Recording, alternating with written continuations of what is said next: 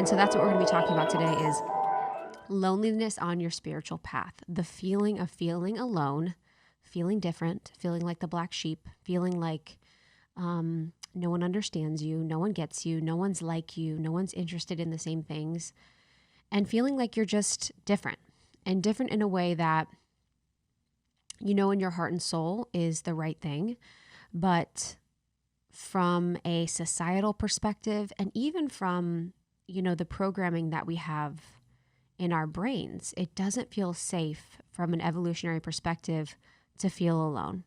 We don't feel like it's going to be something that's going to benefit us. We don't really understand it because we are such a tribe-based culture. We are such a culture of relationships and a culture of community, which has actually been a really beautiful part of being a human on this earth, is being in community. But when we feel like we are separated from, it feels unsafe. It can feel lonely. It can feel scary. And a lot of times it can feel like you're doing something bad. And I think that was my experience through my spiritual evolution and my spiritual awakening and my process to becoming more and more conscious and really awakening in my life, was feeling like this was something bad almost, that I was doing something wrong. I was different and it wasn't a good thing. I was causing problems for people, like I was being the catalyst and I didn't really know how to work with that catalyst energy. And so I've spent most of my life feeling like, my gosh, this loneliness or this evolving from my friends or leaving friendships or leaving relationships and feeling like, oh my gosh, I've evolved and I've left another person behind. The feeling of leaving people behind is something I very much relate to. And I think when we disconnect from our old reality in our awakening, and, just to note that your awakening is the point. So that's why we're here.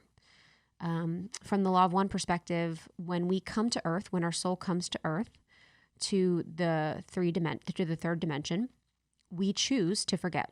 We go through what is called the veil of forgetting and the law of forgetting. And you choose to forget. So you choose to forget that you are God. You choose to forget that you are this beautiful, infinite spiritual soul. And you choose to incarnate. And the goal is to try and remember. The goal is remembering. And Law of One talks quite a bit about this ascension process and quite a bit about forgetting, which is very, very important. But when we're in the process of our awakening, or we've had a very abrupt awakening, it can feel very scary to feel disconnected from our old reality. And I really do believe, and I think this was my experience, that there is a period in between when you awaken and sort of when you settle into, maybe it's moving from 3D to 5D, could potentially be it. But I really feel like there's this in-between period that feels very lonely. It feels very uncomfortable. And a lot of that has to do with our ego's desire to not be alone, to not sit in that, to not really be one with ourselves and to not be quiet with ourselves, which I can talk about a little bit later. But just so you know that you are not alone. You are not alone in feeling alone. It is okay to feel alone. It is okay to grow out of friendships. It is okay to grow out of romantic relationships. It is okay to grow out of your family relationship into another paradigm of what that is, or into another understanding of what that is. And I want you guys to really feel empowered in this and really in deep knowance that this is what it feels like to be on your path, that this is what it feels like to be on your path, that when you feel alone, you're never alone because you're always supported and you always have your spirit team and you always have yourself. But this is part of the journey and it is part of our journey to really feel this all the way as we move and as we ascend. So just for background, my process of my awakening has been fairly gradual. I would say that even when I was very young, I was thinking differently. I used to write letters to aliens when I was in grade school, and I always used to talk about, as an example, people playing the tape. When I was very little, I would talk about people playing the tape. I'd be like, oh, they're playing the tape. They're playing the tape. She's playing the tape. And what I was talking about was people going unconscious. I would always note when people were going unconscious and going into the same old story or the same old conversation by saying they were playing the tape. And my parents didn't really know what to do with it, but I knew what I was talking about, where I would see people in moments of awakeness and then moments of sleep, spiritual sleep, where we're talking about, hi, how are you? Good, how are you? Yep, okay. The small talk. The small talk was like the definition for me when I was in high school. I was like, I hate small talk. And I hated it because it felt unconscious to me. So I always had this aversion in my life to when things felt too unconscious, when I felt like I was on the edge of being asleep, or when I felt like people around me were playing the tape or playing the part or in their stories. And most of my life has felt like, just sort of navigating these terrains and these waters where people are deeply asleep and feeling uncomfortable with it. A lot of the reason why I stopped drinking, so I stopped drinking from around 25 to 30, was because I realized how deeply asleep people were when they were drinking. From my perspective, it felt like people they were zombies. I felt like, okay, so I get so wasted that the next day, that the night I don't even know where the night goes. So I get so wasted and then I wake up the next morning and it's like, whoa, what just happened? I don't even really know. And that deep sleep that I felt like I was going into, where I was essentially time traveling, felt really uncomfortable. And I'm sure a lot of you guys can relate to feeling different, to feeling like, your interests are different than everyone else's. You see things differently than everyone else does. You feel like you understand the patterns of life. You feel like being in situations where people are deeply unconscious is really hard. And I think a lot of that can happen with friends, a lot of that can happen with work, and a lot of that can happen with home. And I can relate to all of those situations. At home, it was exhausting to be around such deeply unconscious people. And I'm sure I was for so long. I mean, I was just really trying to figure life out. And I've definitely had my periods of deep unconsciousness. And then I've had my moments of being awake, as I think everyone has. And I've also had, relationships with people and friends that I've evolved beyond, or evolved into another timeline, where people just weren't really on the journey of a deep dedication to their spiritual evolution as I was. And I felt so bad. I was like, oh my gosh, do I have to keep leaving everyone behind? Like, I felt so ashamed. I'm like, oh man, is this what this means? This spiritual journey? Does it mean I'm always alone?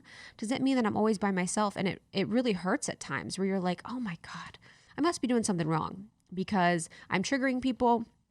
I'm making people angry and I'm not even trying to. I am shaking things up. I am leaving friends behind. I'm being, it can be really sad, but just know that it is all a part of the plan and it is all part of the purpose. And your ascension and your evolution is number one, and your relationship to source is number one. And I think what would have served me greatly, and that is something that is serving me now, is my relationship to God, or my relationship to source. And I feel like if I would have had that more deeply, more intimately in the way that I do, where I name it, I would have been much better suited.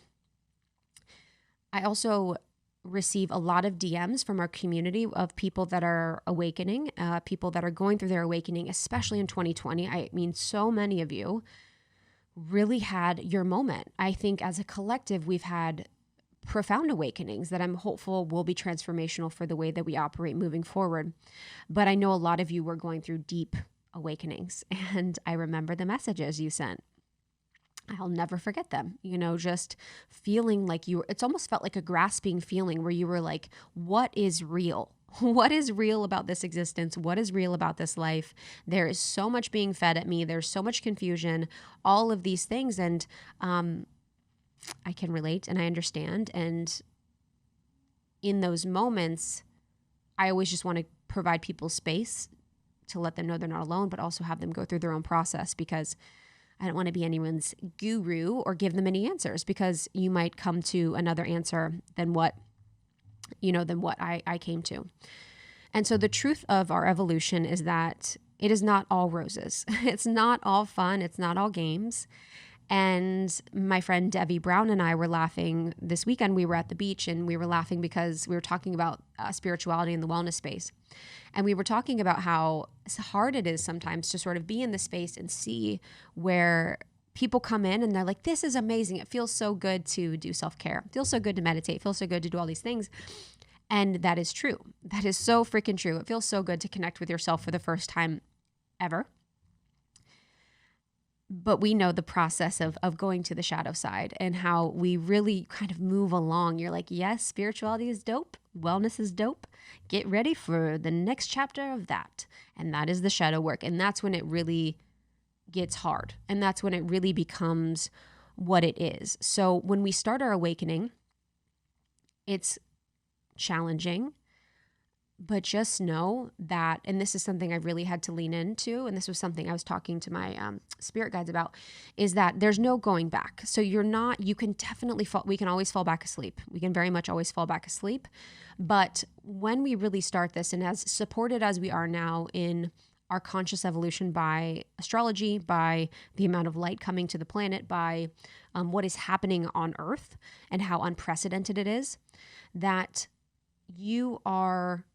it's really hard to go back. So it is just one step in your journey. Thank you so much for tuning in to Morning Microdose by Almost 30. We hope you enjoyed waking up. As always, we encourage you to take what resonates and leave the rest. If you enjoyed this trip, tune into the full episode on the Almost 30 podcast. All episode information can be found in the show notes. Make sure to subscribe, and if this becomes a part of your morning routine, be sure to share it with a friend. We have new inspiring doses Monday through Friday. Follow us on Instagram at Morning Microdose, and follow Almost 30 at Almost 30 Podcast. Thanks for listening. We'll see you in the vortex.